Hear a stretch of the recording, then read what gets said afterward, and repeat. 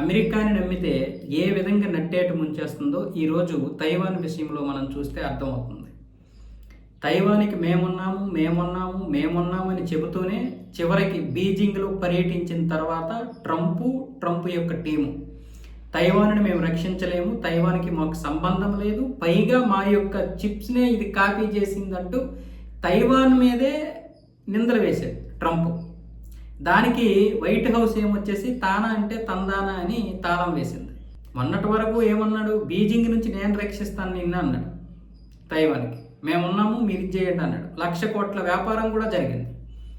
1,00,000 కోట్ల వ్యాపారం ఎలాగో జరిగింది కాబట్టి మళ్ళీ ఇప్పటికిప్పుడు తైవాన్ ఎలాగో మన దగ్గర ఆయుధాలు పొంది కాబట్టి ఇప్పుడు ఆ విధంగా తప్పించుకున్నా పర్వాలేదు.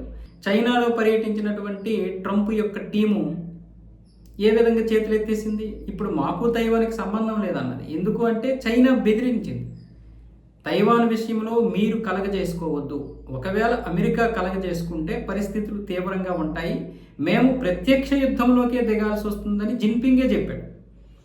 ట్రంప్ని పక్కన కూర్చోబెట్టుకొని మరి ఈ విషయం చెప్పాడు. అమెరికా చైనా యొక్క అంటే వాషింగ్టన్ బీజింగ్ ఈ రెండు కలిసి ఉంటే చాలా అద్భుతాలు, చాలా ప్రయోజనాలు ఉన్నాయి, అద్భుతాలు సృష్టించవచ్చు అన్న విధంగా మాట్లాడినటువంటి జిన్పింగ్ అదే రోజు ఒకవేళ కనుక తైవాన్కి మీరు సపోర్ట్ చేస్తే మేము ప్రత్యక్షంగానే అమెరికాతో యుద్ధం చేయాల్సి వస్తుందని కూడా చురకలు అంటించాడు, వార్నింగ్ ఇచ్చాడు.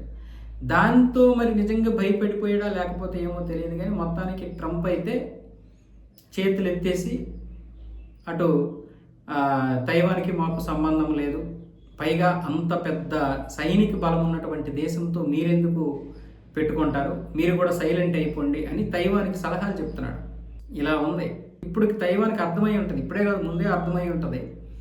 ట్రంప్ ఉన్నంత వరకే కాదు, ట్రంప్ లేకపోయినా సరే అమెరికా విధానాలే అలాగుంటాయి. ఎందుకంటే అవసరం తీరే వరకు మంచి మల్లన్న, అవసరం తీరిన తర్వాత బోడి మల్లన్న అన్న సామెత అమెరికాకి బాగా సూట్ అవుతుంది. సో ఇలాంటి నేపథ్యంలో తైవాన్ భయపడవచ్చు, భయపడకపోవచ్చు, కానీ నమ్మింది తైవాన్ అమెరికాని నమ్మింది. కానీ ఇక్కడ అమెరికాని చైనా చాలా గట్టిగానే హెచ్చరించింది. మరి ఆ హెచ్చరికకి భయపడి ఉంటాడు.